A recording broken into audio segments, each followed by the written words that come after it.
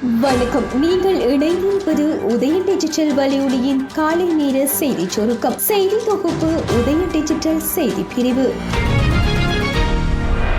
ஆள்மாறாட்டம் தொடர்பான வழக்கில் யாழ்ப்பாணம் உடுவில் பகுதியைச் சேர்ந்த சட்டத்தரணி ஒருவர் பிராந்திய விசேட குற்ற விசாரணை பிரிவு போலீசாரால் கைது செய்யப்பட்டுள்ளார்.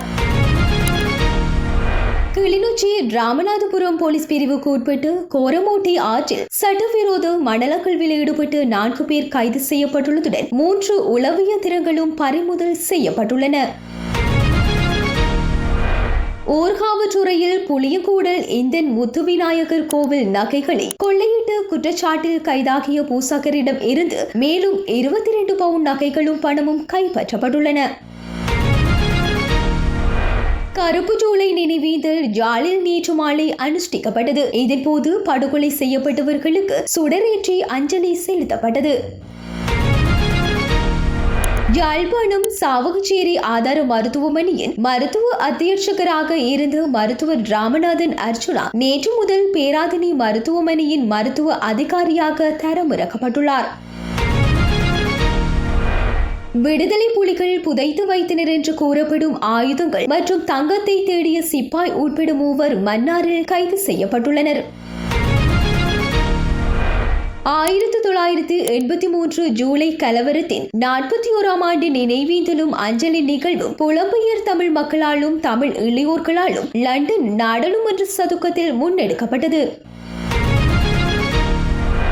நாட்டின் அனைத்து நிர்வாக மாவட்டங்களிலும் பொதுமக்களின் அமைதியை பேணும் நோக்கில் முப்படையினரை கடமைகளில் ஈடுபடுத்துவதற்கான அதிவிசேட வர்த்தமானி அறிவித்தலானது ஜனாதிபதி ரணில் விக்ரமசிங்கவின் கையொப்பத்துடன் வெளியிடப்பட்டுள்ளது.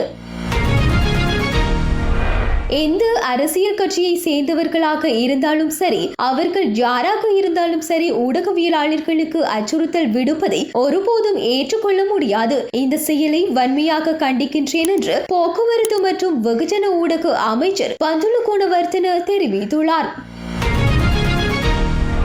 திருத்தப்பட்ட நிகழ்நிலை காப்புச் சட்ட மூலத்தை வர்த்தமானியில் வெளியிட்டு நாடாளுமன்றத்தில் சமர்ப்பிக்க அமைச்சரவை அனுமதி அளித்துள்ளது. பேக்கரி உரிமையாளர்கள் பானின் விலையை குறைக்க தவறினால் பானுக்கு கட்டுப்பாட்டு விலை அறிமுகம் செய்யப்படும் என வர்த்தக விவகார அமைச்சர் நளின் பெர்னாண்டோ எச்சரிக்கை விடுத்துள்ளார். தோழியின் ஏடிஎம் அட்டையை திருடி 3,10,000 ரூபாய் பணத்தை பெற்றதாக கூறப்படும் 18 வயதுடைய யுவதியும் யுவதியின் காதலனும் கைது செய்யப்பட்டுள்ளதாக அகங்கம போலீசார் தெரிவித்தனர். வங்கிகளில் தங்க நகைகளை அடகு வைத்துள்ளவர்களுக்கு நிவாரணம் வழங்க அமைச்சரவை ஒப்புதல் அளித்துள்ளது. இத்துடன் உதய டிஜிட்டல் வலையொலியின் காலை நேர செய்தி சுருக்கம் நிறைவடைகின்றது. தொடர்ந்தும் இரவு நேர பிரதான செய்திகளுடன் இணைந்திருக்கலாம்.